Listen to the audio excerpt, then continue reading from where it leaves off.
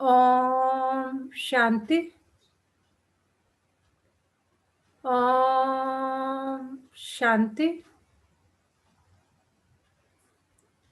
ओम शांति। ओम शांति दीदी। चारों तरफ से बुद्धि को हटाकर बिल्कुल रिलैक्स होकर बैठे। पूरा ध्यान भ्रिकुटी के मध्य में। ये मुझ आत्मा का निवास स्थान है। मैं आत्मा इन कर्मेंद्रियों की मालिक हूँ, क्योंकि मैं आत्मा राजयोग सीख रही हूँ। मेरे परम पिता परमात्मा स्वयं आकर मुझे राजयोग सिखा रहे हैं। राजयोग मतलब अपनी इंद्रियों का राजा बनना। मेरे बाबा, प्यारे बाबा, शिव बाबा मुझे वही सिखा रहे हैं। रोज सुबह मुझे ज्ञान से, शक्तियों से भरपूर करते जाते हैं। मैं आत्मा बहुत बहुत बहुत भाग्यवान हूँ कि मुझे शिव परमात्मा ने, शिव बाबा ने पहचाना और मुझे शक्तियों से, गुणों से भरपूर करते ही जाते हैं। अभी मैं आत्मा अपने परम पिता परमात्मा के महावाक्य सुनूंगी। ओम शांति। आज 17 नवंबर 2020 बाबा के महावाक्य हैं। पहले सुनते हैं मुरली का सार। मीठे बच्चे, बाप आए हैं वॉइसलेस दुनिया बनाने, तुम्हारे कैरेक्टर सुधारने। तुम भाई भाई हो तो तुम्हारी दृष्टि बहुत शुद्ध होनी चाहिए। तो बाप आए हैं वॉइसलेस दुनिया बनाने, हमारे कैरेक्टर सुधारने। और क्योंकि बाबा कह रहे हैं तुम भाई, हम लोग सब भाई बहन हैं, बीके जितने भी हैं सब आपस में भाई भाई हैं, तो हमारी दृष्टि बहुत शुद्ध होनी चाहिए, यानी सिविल आई होनी चाहिए, क्रिमिनल आई नहीं। प्रश्न है आज का, तुम बच्चे बेफिक्र बादशाह हो, फिर भी तुम्हें एक मूल फिक्रात अवश्य होनी चाहिए, कौन सी? बाबा कहते वैसे तुम सब क्या हो, मेरे बने हो तो तुम बेफिक्र बादशाह हो, ये सही बात है, लेकिन फिर भी एक मूल फिक्रात तुम्हें अवश्य होनी चाहिए, वो कौन सी? उत्तर है, हम पतित से पावन कैसे बने, यह है मूल फिक्रात। कि हमें ये हमेशा फिक्र लगी रहनी चाहिए कि हम कैसे पतित से पावन बने। ऐसा ना हो बाप का बनकर फिर बाप के आगे सजाएं खानी पड़े। सजाओं से छूटने की फिक्रात रहे, नहीं तो उस समय बहुत लज्जा आएगी।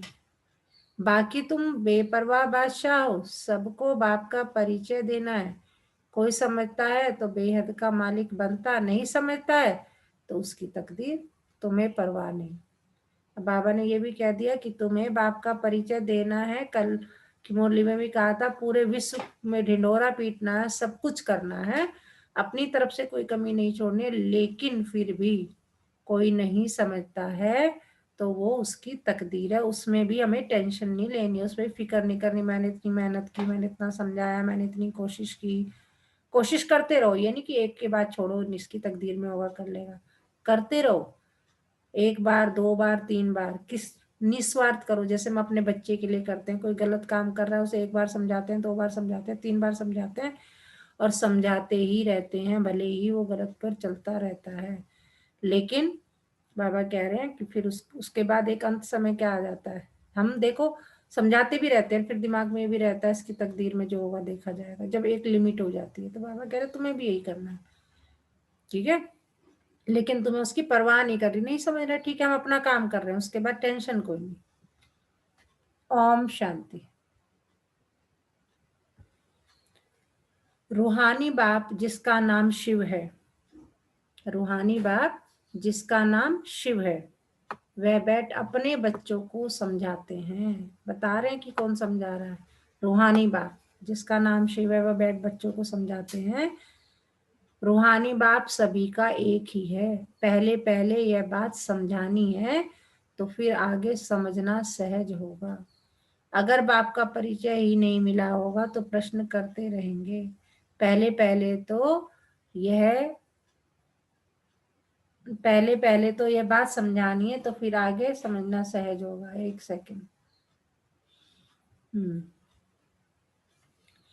अगर बाप का परिचय ही नहीं मिला होगा तो प्रश्न करते रहेंगे। पहले पहले तो यह निश्चय कराना है सारी दुनिया को, यह पता नहीं है कि गीता का भगवान कौन है।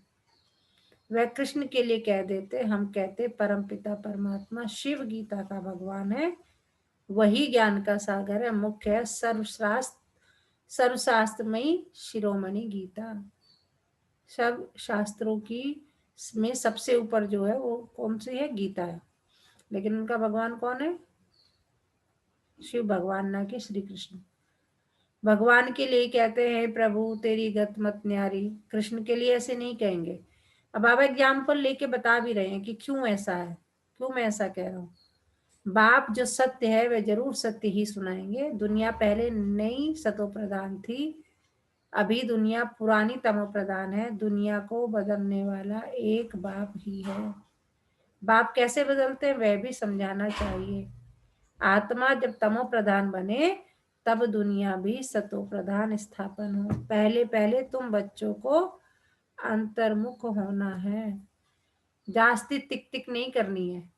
अंदर घुसते हैं तो बहुत चित्र देख पूछते ही रहते हैं। बाबा कह रहे पहले शांत होके एक बार सुनो तो सही, है ना। प्रदर्शनी में पहुंचते हैं तो क्या होता है, कुछ ना कुछ जो है पूछते ही रहते हैं। बाबा कह रहे लेकिन थोड़ा पेशेंस से सुनो बात को, अंतर्मुख बनो। वो जाति टिक टिक नहीं करनी है। अंदर घुसते हैं तो बहुत चित्र देख पूछते ही रहते हैं। पहले पहले समझाने ही एक बात चाहिए। कौन सी?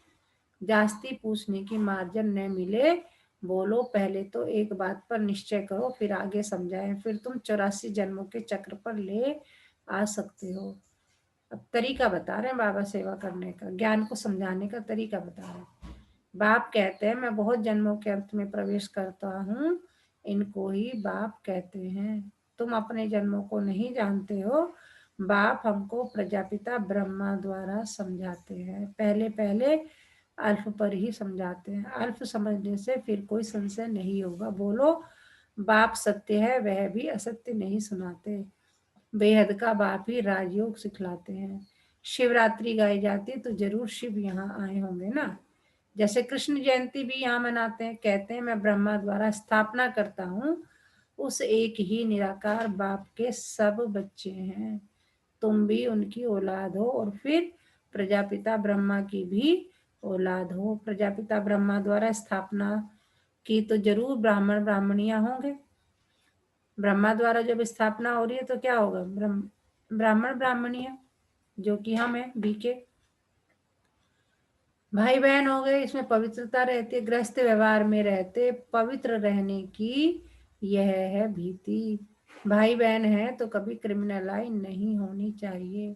21 जन्म दृष्टि सुधर जाती है। बाप ही बच्चों को शिक्षा देंगे ना, कैरेक्टर सुधारते हैं। अभी सारी दुनिया के कैरेक्टर सुधरने हैं। इस पुरानी पतित दुनिया में कोई कैरेक्टर नहीं, सब में विकार है। यह है ही पतित विशेष दुनिया। फिर वॉइसलेस दुनिया कैसे बनेगी?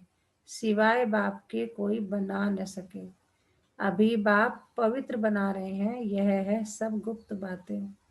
हम आत्मा है, आत्मा को परमात्मा बाप से मिलना है। सब पुरुषार्थ करते ही है भगवान से मिलने के लिए। भगवान एक निराकार है। लिबरेटर गाइड भी परमात्मा को ही कहा जाता है। दूसरे धर्म वाले कोई को लिबरेटर गाइड नहीं कहेंगे।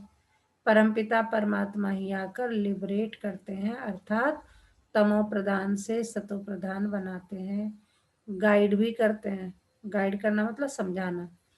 तो पहले पहले यह एक ही बात बुद्धि में बिठाओ। अगर न समझो तो छोड़ देना चाहिए, न समझे तो छोड़ देना चाहिए। अल्प को नहीं समझा तो बे से क्या फायदा, बल चले जाए। बाबा कह रहे नहीं समझ रहे हैं, अल्प का ही कॉन्सेप्ट नहीं समझ रहे हैं तो फिर कैसे, क्या फायदा, चले जाओ, छोड़ दो। तुम मूझो नहीं, तुम परेशान मत हो, तुम उदास मत हो, तुम बेपरवाह बादशाह हो, असुरों के विघ्न पड़ने ही हैं। यह है ही रुद्र ज्ञान यज्ञ। तो पहले पहले बाप का परिचय देना है। बाप कहते हैं मन मना भव, जितना पुरुषार्थ करेंगे उस अनुसार पद पाएंगे। आदि सनातन देवी देवता धर्म का राज्य स्थापन हो रहा है। इन लक्ष्मी नारायण की डिनास्टी है, और धर्म वाले कोई डिनास्टी स्थापन नहीं करते। बाप तो आकर सबको मुक्त करते हैं, फिर अपने अपने समय पर और धर्म स्थापकों को आकर अपना धर्म स्थापन करना है। वृद्धि होनी है, पतित बनना ही है, पतित से पावन बनाना, यह तो बाप का ही काम है। वह तो सिर्फ आकर धर्म स्थापन करेंगे, उसमें बड़ाई की बात ही नहीं। बाबा कह रहे हैं जो धर्म स्थापक होते हैं वो क्या करते हैं, आके धर्म स्थापन करेंगे, इसमें कोई बड़ाई की बात नहीं। महिमा है ही किसकी, एक की। वो तो क्राइस्ट के पिछाड़ी कितना करते हैं, उनको भी समझाया जाए। लिबरेटर गाइड तो गॉड फादर ही है।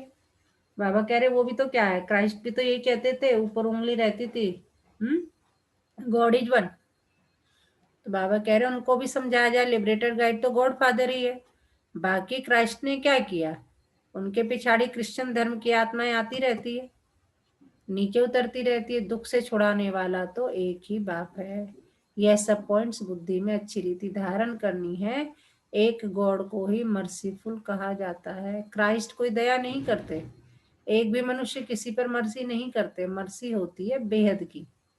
एक बाप ही सब पर रहम करते हैं। सतयुग में सब सुख शांति में रहते हैं, दुख की बात ही नहीं। बच्चे एक बात अल्प पर किसको निश्चय कराते नहीं, और बातों में चले जाते हैं, फिर कहते गला ही खराब हो गया। पहले पहले बाप का परिचय देना है।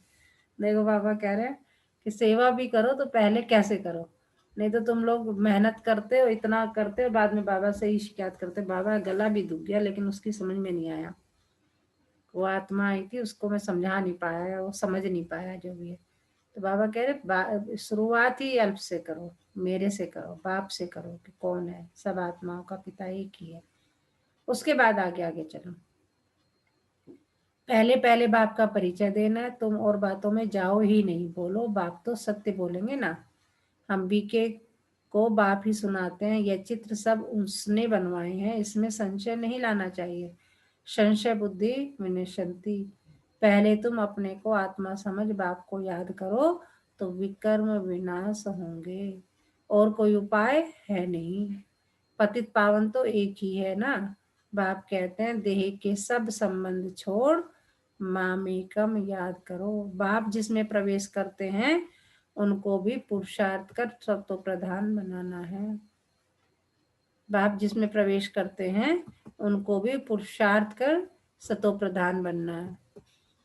बनेंगे पुरुषार्थ से। फिर ब्रह्मा और विष्णु का कनेक्शन भी बताते हैं। बाबा कह रहे बनना किससे, पुरुषार्थ से बनेंगे। ये नहीं कि अपने आप से कुछ हो जाएगा, मेहनत करोगे तो बनेंगे, नहीं तो नहीं बनोगे।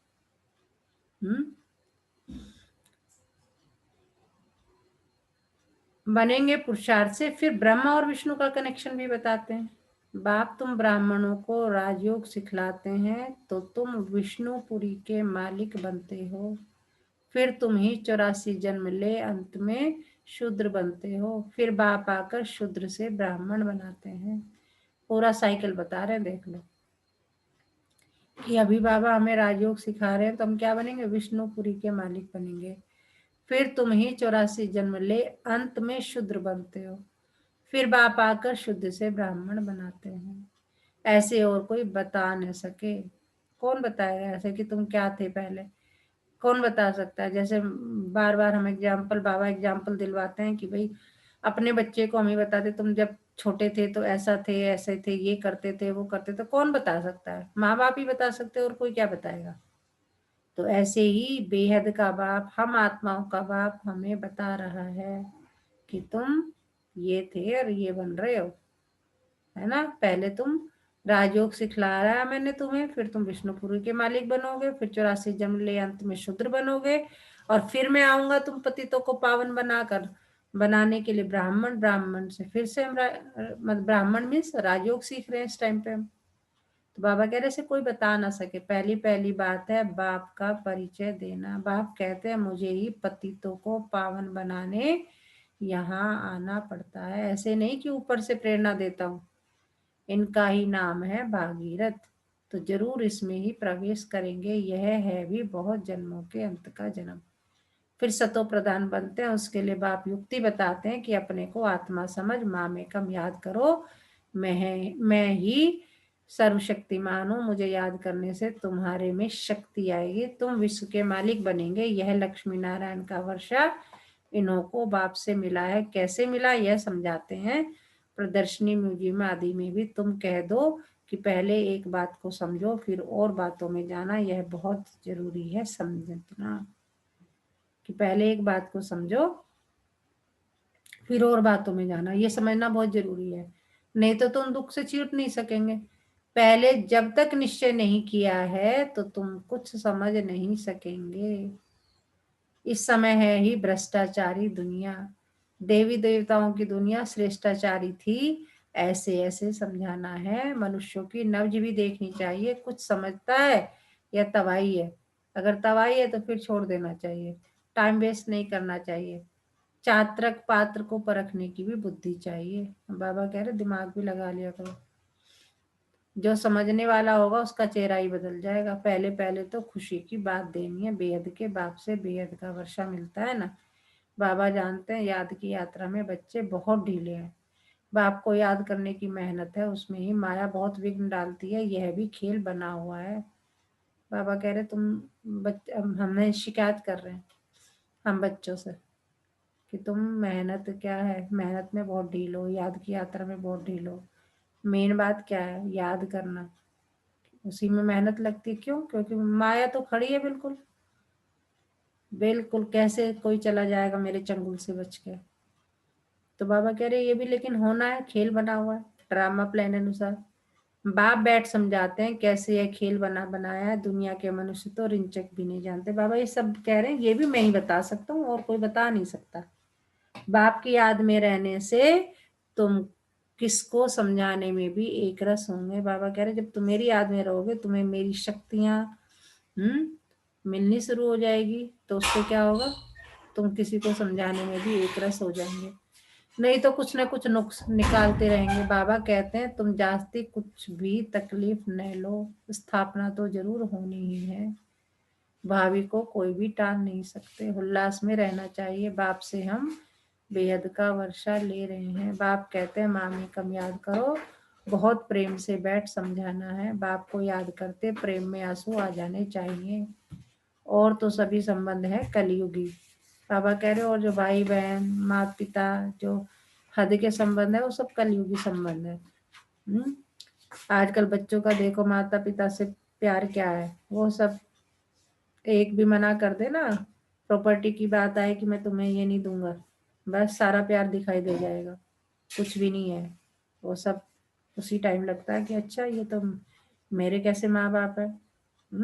माँ बाप बच्चों को जरा सा मना कर दे, बच्चे माँ बाप को मना करते हैं। मतलब बाबा क्या कहने का मतलब है, ये सारे संबंध जो है वो कलयुगी हैं, जो कि स्वार्थवश बंधे हुए हैं। स्वार्थ है तो कहीं ना कहीं प्रेम दिखता है, जिसे कि हम दिखावे वाला प्रेम कहते हैं। स्नेह दिखता है। तो ये सभी संबंध है कलयुगी। यह है रूहानी बाप का संबंध। यह तुम्हारे आंसू भी विजय माला के दाने बनते हैं। बहुत थोड़े हैं जो ऐसा प्रेम से बाप को याद करते हैं। कोशिश कर जितना हो सके अपना टाइम निकाल, अपने भविष्य को ऊंचा बनाना चाहिए। प्रदर्शनी में इतने ढेर बच्चे नहीं होने चाहिए, न इतने चित्रों की दरकार है। बाबा कह रहे बहुत ज्यादा वहां इकट्ठा होने की जरूरत नहीं है। नंबर 1 चित्र है गीता का भगवान कौन, उसके बाजू में लक्ष्मी नारायण का, सीढ़ी का, बस। बाकी इतने चित्र कोई काम के नहीं। तुम बच्चों को जितना हो सके याद की यात्रा को बढ़ाना है। मूल फिक्रात रखनी है कि पतित से पावन कैसे बने, बाबा का बनकर और फिर बाबा के आगे जाकर सजा खाएं। यह तो बड़ी दुर्गति की बात है। अभी याद की यात्रा पर नहीं रहेंगे तो फिर बाप के आगे सजा खाने समय बहुत बहुत लज्जा आएगी। सजा न खानी पड़े यह सबसे जाति फुन्ना रखना है। तुम रूप भी हो बसंत भी हो। बाबा भी कहते हैं मैं रूप भी हूँ बसंत भी हूँ, छोटी सी बूंदी हूँ और फिर ज्ञान का सागर भी हूँ। कहने को कहते छोटी सी बूंदी हूँ, लेकिन उसमें कितना ज्ञान समाया हुआ है, कितना प्यार समाया हुआ है, कितना सब सारी शक्तियां जो है, सब शक्तियों का सागर हूँ मैं। तुम्हारी आत्मा में सारा ज्ञान भरते हैं। 84 जन्मों का बाबा ने बताया था ना कल परसों की मुरली में कि मैं ज्ञान सागर किससे मिलने आता हूँ? ज्ञान गंगाओं से मिलन मिलाने आता हूँ। तो हम सब क्या है? ज्ञान गंगाएं हैं। बाबा कह रहे कि मैं तुम ज्ञान गंगाओं से मिलने आता हूँ।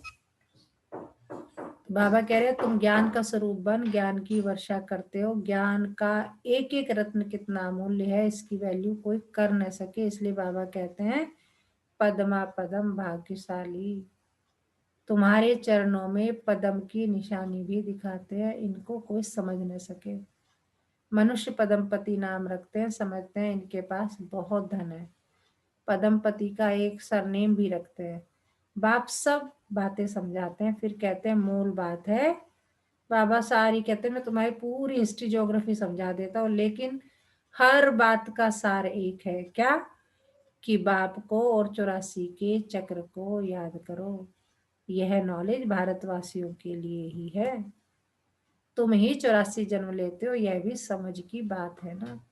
और कोई सन्यासी आदि को स्वदर्शन चक्रधारी भी नहीं कहेंगे, देवताओं को भी नहीं कहेंगे। देवताओं में ज्ञान होता ही नहीं। तुम कहेंगे हमारे में सारा ज्ञान है, इन लक्ष्मी नारायण में नहीं।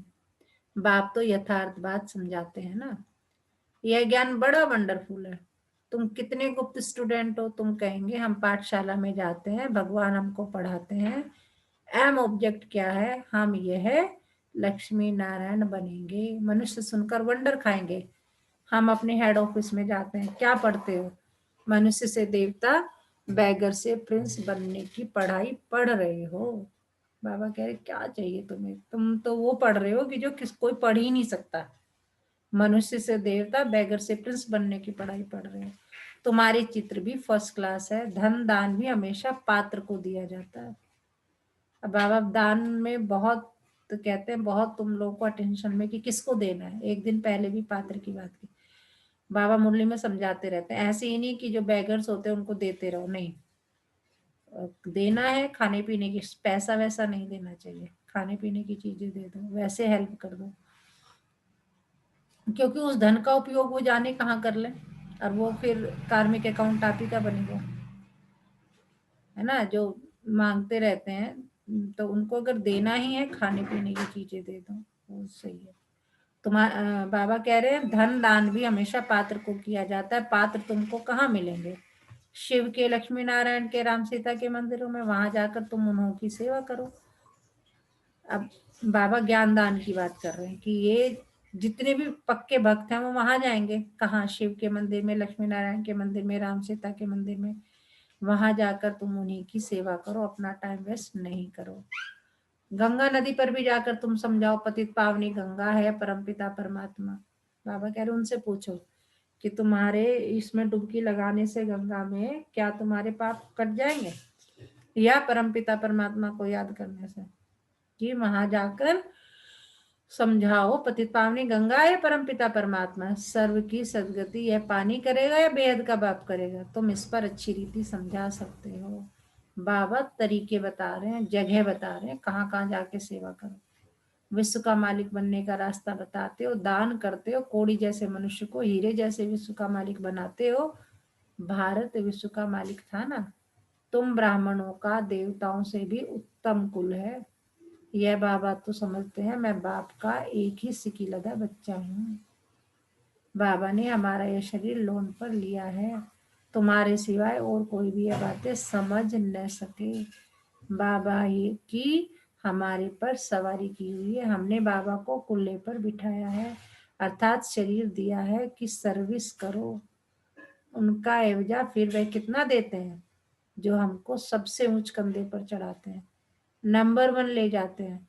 बाप को बच्चे प्यारे लगते हैं तो उनको कंधे पर चढ़ाते हैं ना। लौकिक में भी देखो, छोटे छोटे बच्चों को कंधे पर बिठा के चलते हैं। माँ बच्चे को सिर्फ गोद तक लेती है, बाप तो कंधे पर चढ़ाते हैं। पाठशाला को कभी कल्पना नहीं कहा जाता। स्कूल में हिस्ट्री ज्योग्राफी पढ़ते हैं तो क्या यह कल्पना हुई?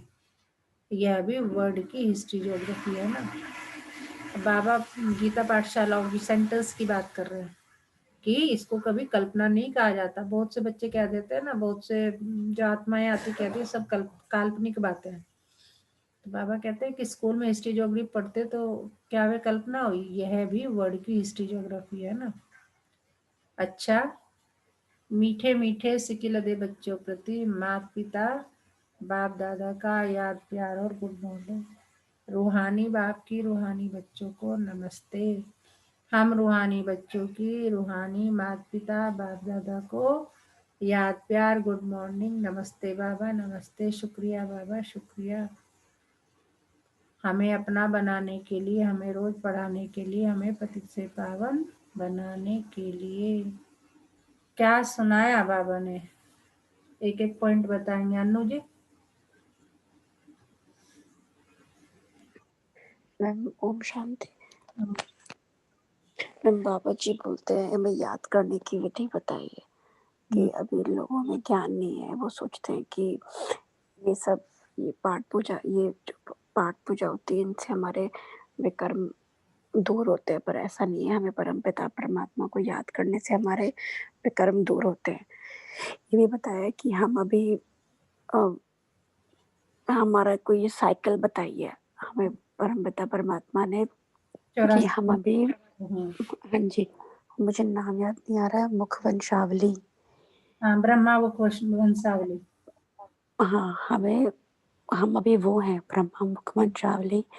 उसके बाद हम बनते हैं ब्राह्मण। ब्रह्मा मुख वंशावली का मतलब क्या है? हम ब्रह्मा के मुख से ज्ञान सुन रहे हैं। हाँ, और उनके बच्चे बने हैं, इसलिए हम ब्रह्मा मुख वंशावली हैं। बिल्कुल सही। हाँ जी, बॉबी जी क्या सुनाया बाबा ने? ओम शांति दीदी। ओम शांति। मैम आज जब मुरली चल रही थी तो मुझे ऐसा लगा जैसे कि कोई ऊंचे स्थान पर बैठकर बहुत सारे बच्चों को समझाता है। उसी प्रकार मुझे फिर ये महसूस हुआ कि जैसे मेरे अगर 4-5 बच्चे हों और मैं सभी बच्चों को यही बताऊं कि भाई यही सही है, यही सही है, तुम्हें अपना कार्य बड़ी लगन से करना है, जब भी तुम सक्सेस हो पाओगे। उसी प्रकार बाबा जी भी हमको यही ज्ञान दे रहे हैं कि मुझे याद करो, सबको बताओ, बार बार बता रहे हैं। जिस प्रकार हम अपने बच्चे को बार बार बताते हैं ना, वो भी हमें बार बार समझा रहे हैं। तो बाद में वो समझता है तो ठीक है, ना समझता है तो वो पछताता है। उसी प्रकार हमें बाबा कह रहे हैं कि तुम भी ज्ञान दो, है ना, लेकिन ये देख लो कि वो पात्र सही है या नहीं है। कहीं ऐसा ना हो कि हम अपना टाइम भी वेस्ट करें और कुछ बिल्कुल है ना। तो सबको परिचय देना है, लेकिन ये भी ध्यान रखना है कि कहीं ऐसा ना हो कि हम अपना ज्ञान व्यर्थ में ही बहा रहे हैं। हाँ, बिल्कुल बिल्कुल।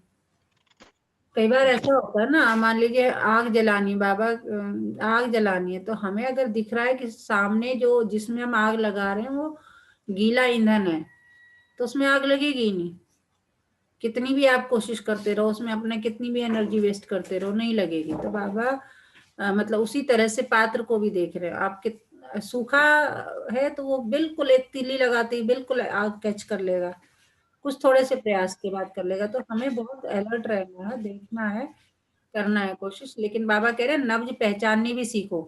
वो कहाँ से आएगी? जब तुम मुझे याद करोगे, योग में रहोगे, तो तुम्हारा तीसरा नेत्र, ज्ञान का नेत्र अपने आप खुल जाएगा। देखते ही फेस रीडिंग से ही पता, वाइब्रेशन से ही पता चल जाएगा, अच्छा ये ठीक है, ये नहीं है, ये जिज्ञा।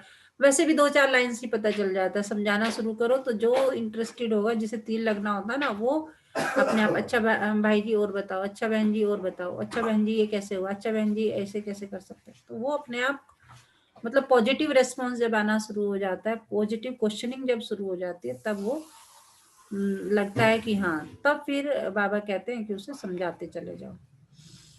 धारणा के लिए मुख्य सार, बहुत प्रेम से बैठकर रूहानी बाप को याद करना है। याद में प्रेम के आंसू आ जाए तो वे आंसू विजय माला का दाना बन जाएंगे। अपना समय भविष्य प्रारब्ध बनाने में सफल करना है। जो समय मिलता है बस अपना भविष्य प्रारब्ध मतलब भविष्य प्रारब्ध का मतलब है कि हम भविष्य में जो हमें मिलना है, रिजल्ट मिलना है ना, उसको ध्यान में रखते हुए मेहनत करनी है कि अभी हम याद करेंगे तो हमें क्या बनेंगे, हम सतयुग में महाराजा महारानी, नर से नारायण बनेंगे। फिर बाबा कहते हैं अंतर्मुखी हो, सबको अल्प का परिचय देना है, ज्यादा तिक तक नहीं करनी है, एक ही फुर्ना रहे कि ऐसा कोई कर्तव्य ना हो जिसकी सजा खानी पड़े। आज का वरदान है, शुभ भावना से सेवा करने वाले बाप समान अपकारियों पर भी उपकारी भव।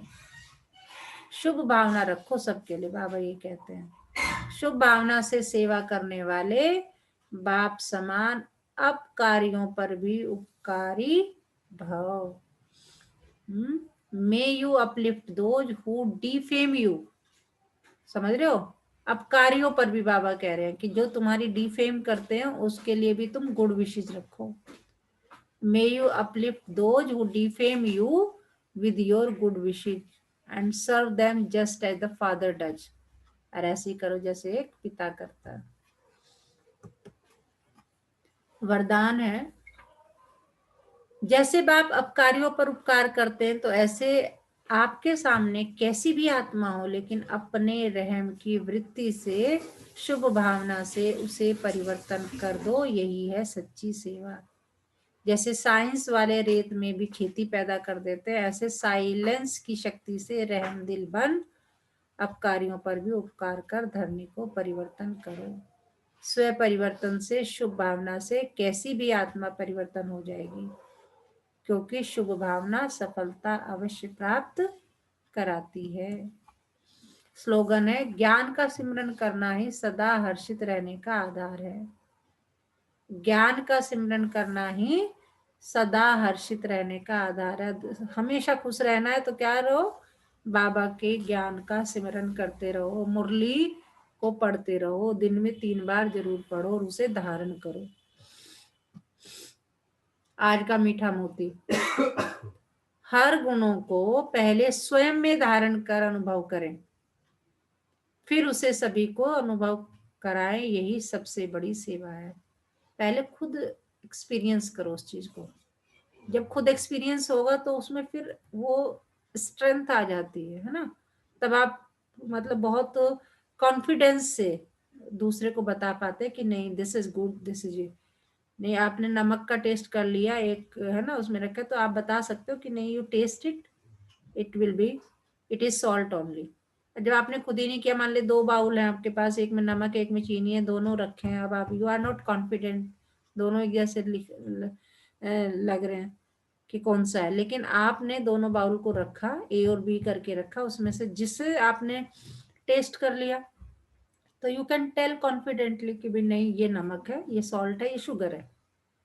ठीक है ना। इन द सेम वे आप, बाबा यही कह रहे हैं कि गुणों को पहले खुद में धारण करो और उन्हें एक्सपीरियंस करो, फिर सभी को अनुभव कराए, तो यही सबसे बड़ी सेवा है।